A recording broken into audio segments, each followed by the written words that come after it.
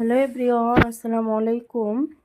তো সুমি হায়াস কিচেনে আরও একবার স্বাগত জানিয়ে নতুন একটা রেসিপি, চানা মশলা রেসিপি। এটা ইফতারে না থাকলে অসম্পূর্ণ মনে হয়, কিন্তু রেসিপিটা খুবই সহজ এবং কিছু গুঁড়ো মশলা দিয়েই আমি রান্না করেছি। তো অবশ্যই শেষ পর্যন্ত দেখতে থাকুন, খুবই সহজ পদ্ধতিতে।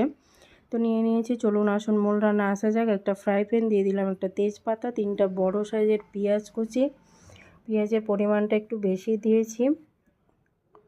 এরপর যখন ব্রাউন কালার করে ফ্রাই করা হয়ে যাবে তখন আমি একটা বয়েল করা আলু ম্যাশ করে দিয়ে দিলাম। আর হ্যাঁ, আমার চ্যানেলে আপনারা কেউ যদি নতুন হয়ে থাকেন অবশ্যই সাবস্ক্রাইব করা অনুরোধ থাকলো।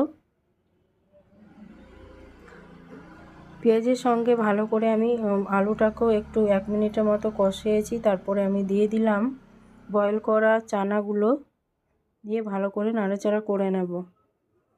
এরপর আমি গুঁড়ো মশলা অ্যাড করছি, হলুদ গুঁড়ো, একটু লঙ্কা গুঁড়ো, দিয়ে দিলাম পরিমাণ মতো লবণ। এর সঙ্গে আমি কিন্তু জিরে গুঁড়ো অ্যাড করেছি, যেটা ভিডিও ক্লিপ নেওয়া হয়নি, তো আপনারা জিরে গুঁড়ো অ্যাড করবেন।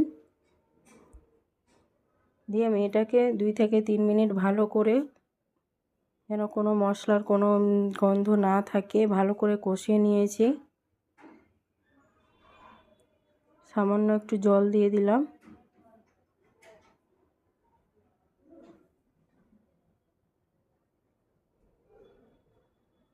জল দিয়ে কিছুক্ষণ আমি 5 থেকে 7 মিনিট এটাকে মিডিয়াম ফ্লেম করে আমি রান্না করে নেব।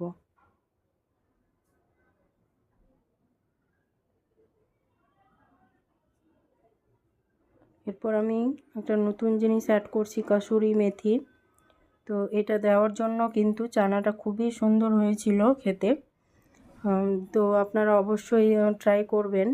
যে আমার রেডি হয়ে গেছে, দেখুন কত সুন্দর লোভনীয় লাগছে, এবং আমরা মোটামুটি সবাই ইফতারে এটা রাখি। তো অবশ্যই ট্রাই করবেন রেসিপিটা, এবং খুবই সহজ পদ্ধতি, আর খেতেও দুর্দান্ত হয়েছিল।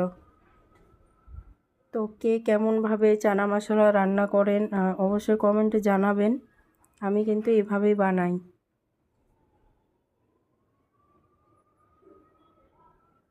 এবার সার্ভ করে নিলাম, এবং গুঁড়ো মশলা দিয়ে যে এত সুন্দর টেস্ট হবে সত্যি ভাবাই যায় না, না করলে বোঝা যাবে না। সো আবার দেখা হবে অন্য কোনো নতুন একটা ভিডিওতে। তো ভালো থাকবেন, সুস্থ থাকবেন। আল্লাহ হাফিজ, টাটা।